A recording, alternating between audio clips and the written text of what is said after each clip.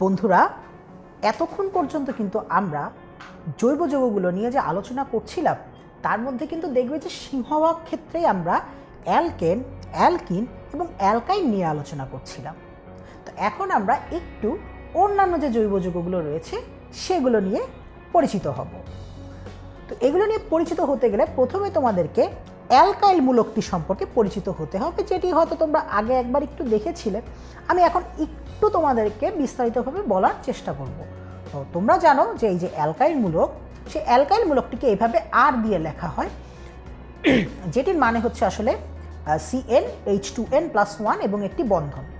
মানে মূলত হচ্ছে অ্যালকেনের যে অণুটি রয়েছে CnH2n+2, সেখান থেকে যখন একটি হাইড্রোজেন পরমাণু অপসারিত হয়ে যায় এবং একটি যোজনী মুক্ত হয়, এবং সেই যোজনী মুক্ত হওয়ার পরে মূলকটির যে অবশিষ্টটা থাকে সেটিকে আমরা বলি হচ্ছে অ্যালকাইল মূলক।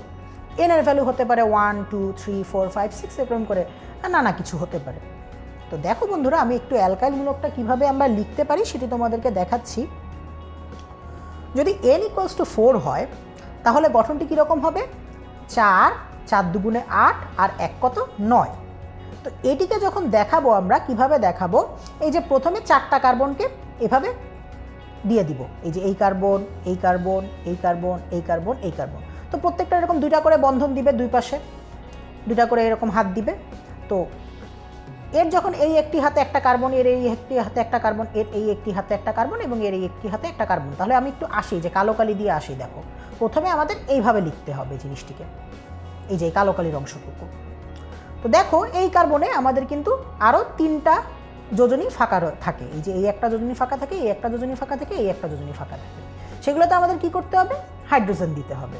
তো এই যে দেখো আমরা একটা হাইড্রোজেন দিলাম, একটা হাইড্রোজেন দিলাম, মানে আমরা বন্ধনগুলোকে হাইড্রোজেনের মাধ্যমে ফিল আপ করতে থাকবো। এরকম করে আমরা 9টা হাইড্রোজেন আস্তে আস্তে একদিক থেকে একাধারে বসানো শুরু করব। এভাবে যখন বসাবো, দেখো 9টা হাইড্রোজেন বসানো শেষ, তারপরে দেখবো যে এই কার্বনের একটি হাত ফাঁকা থাকতেছে। তার মানে এটি হচ্ছে আসলে আমাদের এই C4H9 বন্ড, মানে হচ্ছে যে অ্যালকাইল মূলকটা এইভাবে লেখা হয়েছে সেটির গাঠনিক সংকেত।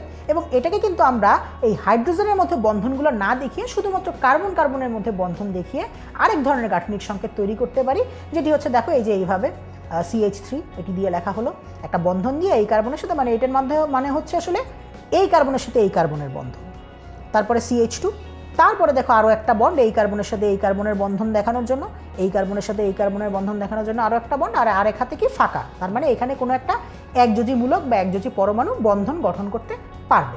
কেবলমাত্র হাইড্রোজেনের মধ্যে বন্ধনগুলো দেখানো হয়েছে প্রত্যেকটা ক্ষেত্রে। তো এটি হচ্ছে আমাদের এই যে C4H9 এর গঠন, এবং এইভাবেই মূলত আসলে অ্যালকাইল মূলক এবং অন্যান্য নানা ক্ষেত্রে যে আরগুলো লেখা হয় সেগুলোর কিন্তু গাঠনিক সংকেত এভাবেই লেখা হয়ে থাকে। তো দেখো এখন আমরা অ্যালকাইল হ্যালাইড নিয়ে আলোচনা করব। এই যে অ্যালকাইল হ্যালাইড, এটা সাধারণ সংকেত হচ্ছে RX। আর তো তোমরা দেখলেই, আর X হচ্ছে ফ্লোরিন, ক্লোরিন, ব্রোমিন, আয়োডিন। অর্থাৎ ওই যে একযোজী মূলকটি ছিল বা একযোজী যে বন্ধনটি মানে যোজনীটি ফাঁকা ছিল, সেখানে আরেকটি একযোজী মূলক যুক্ত হতে পারে আমি বলেছিলাম। সেই একযোজী মূলকটি যদি এই ফ্লোরিন, ক্লোরিন, ব্রোমিন বা আয়োডিনের মধ্যে কোনোটি হয় তাহলে সেটি হবে একটি অ্যালকাইল হ্যালাইড। হ্যালাইড এসেছে হ্যালোজেন থেকে, আর অ্যালকাইল থেকে এসেছে হচ্ছে অ্যালকেন, মানে আর থেকে অ্যালকাইল। তো এই হ্যালোজেনটি যদি ফ্লোরিন হয় তাহলে নাম হবে ফ্লোরাইড, ক্লোরিন হলে হবে ক্লোরাইড, ব্রোমিন হলে ব্রোমাইড, আর আয়োডিন হলে আয়োডাইড। যেমন দেখো N যদি 5 হয় আর X যদি Br হয় তাহলে আর এক্সটা কী হবে? দেখো N5 হলে জিনিসটা হবে হচ্ছে C5H, 5 দুগুণে 10 আর 1 কত? 11, আর সাথে ব্রোমিনটা বন্ধন গঠন করেছে। অর্থাৎ এটিকে এখন আমাদের গাঠনিক সংকেত আকারে দেখাতে হবে। প্রথমে কার্বনের মধ্যে বন্ধনগুলো দেখিয়ে দিলাম, এই যে 5টা কার্বন, এরপরে কি হাইড্রোজেনগুলো দিতে হবে। তো দেখছিলে যে প্রথমটিতে 3টা হাইড্রোজেন থাকে, আর তারপরেগুলোতে কি আস্তে আস্তে 2টা করে হাইড্রোজেন দেওয়া হয়ে থাকে। আগের যে স্লাইডটি ছিল সেটিতেই কিন্তু আমরা দেখলাম। তো এরকম করে যদি আমরা প্রত্যেকটা কার্বনে 2টা করে হাইড্রোজেন দেই তাহলে কিন্তু আমরা দেখব যে দেখো 3, 2, 5, 2, 7, 2, 9 আর 2, 11 কিন্তু হয়ে গেছে। আর এই যে বন্ধনটা এইখানে আসলে এই ব্রোমিনটা আসবে, তো ওইটিতে আমি ওখানে দেখাতে পাচ্ছি না, তাহলে এইভাবে দেখিয়ে দিই। তার মানে এটাই হবে হচ্ছে আমাদের এই অ্যালকাইল ব্রোমাইডটা, তার গাঠনিক সংকেত। এখন দেখো এটার নাম কি হবে। যখন N=2 হবে সেটিকে আমরা বলবো ইথাইল হ্যালাইড, যখন N=3 হবে সেটিকে বলবো প্রোপাইল হ্যালাইড। আমরা জানি যে N=2 হলে হয় ইথ, তো ইথের সাথে আসলে আইল আসছে, কি আসছে? আইল আসছে। প্রোপের সাথে আইল আসছে, প্রোপাইল। বিউটের সাথে আইল আসলো, বিউটাইল। আর পেন্টের সাথে আইল আসলো, পেন্টাইল। তার মানে এই যে এটির নাম হবে কিন্তু পেন্টাইল হ্যালাইডের জায়গায় ব্রোমাইড হবে, অর্থাৎ এটার নাম হবে পেন্টাইল ব্রোমাইড। কেন পেন্টাইল ব্রোমাইড? কারণ এখানে এন এর ভ্যালু কত বন্ধুরা? 5।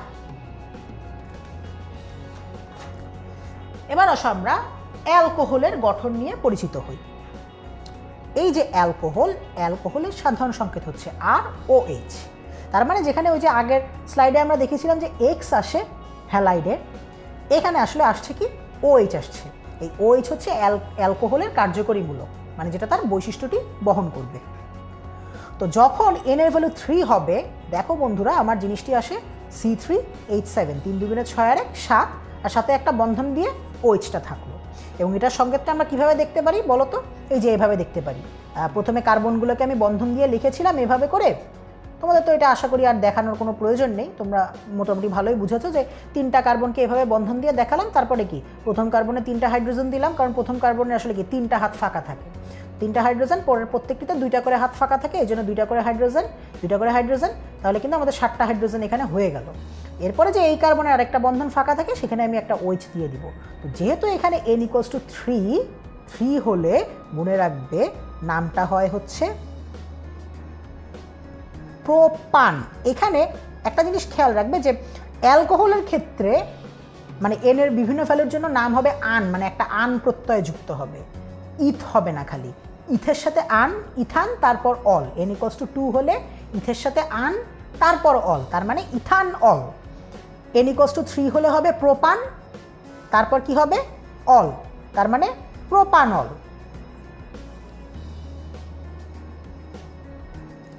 এই যে এটার নাম হবে তাহলে কি বলতো? প্রোপানল। আর N = 4 হলে হবে বিউটান প্লাস অল, মানে বিউটানল। এরকমভাবে পেন্টানল, সেরকমভাবে N = 6 হলে হেক্সানল। এবার আমরা ইথারের গঠন সম্পর্কে দেখব। তো ইথারের সাধারণ সংকেত হচ্ছে ROR। এই যে দুই পাশে আমরা R বা অ্যালকাইল মূলক দেখতে পাচ্ছি, এতে কিন্তু কার্বনের সংখ্যা সমানও হতে পারে, আবার সমান নাও হতে পারে। তো দেখো বন্ধুরা, এই যে এই পাশের R এ আমরা একটা মানে ইথারের এখন নামটা দেখব। তো আমরা দেখো যে একটা এখানে ডেমো ইথারের নামকরণ দেখাচ্ছি। তো এই যে অক্সিজেনের এই পাশে যে Rটি রয়েছে, সেটাতে কিন্তু কার্বন সংখ্যা কত? 3।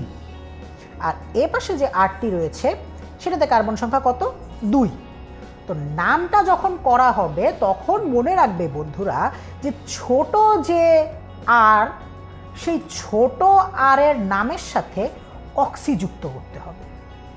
তো এটা যেহেতু N = 2, তার মানে নামটা কি হবে? ইথ।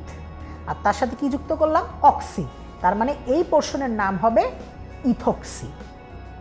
আর বড় যে পোর্শনটা, সে বড় পোর্শনের নাম হবে হচ্ছে যেরকম অ্যালকেনের নাম সেরকমভাবে, অর্থাৎ N = 3 হলে কি হয়, মানে এখানে প্রোপাইল লিখবো না, এটাকে অ্যালকেনের নামটা লিখতে হবে, মানে যে হাইড্রোজেন সহকারে লিখতে হবে। এটার নাম হবে হচ্ছে প্রোপেন, এবং প্রথমে ছোটটির নাম লিখতে হবে, তারপরে বড়টির নাম লিখতে হবে। এইভাবেই হচ্ছে ইথারগুলোর নামকরণ করা হয়। ছোট ইথ, তার সাথে অক্সি, ইথক্সি। আর যেহেতু বড়টার নাম হচ্ছে প্রোপেন, মানে N = 3, তাহলে মূল নামটি হবে এই ইথারের ইথক্সি প্রোপেন। এখানে যদি এটা এই যে বড়টা এই পাশেও থাকতো আর ছোটটা এ পাশেও থাকতো, মানে জিনিসটা যদি ফ্লিপ করে দিতাম, মানে উল্টিয়ে দিতাম, তাহলে কিন্তু নামটা এরকমেরই হতো, ইথক্সি প্রোপেন।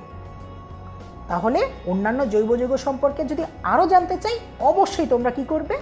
10 মিনিটস স্কুলের সাথেই থাকবে। সবাইকে ধন্যবাদ।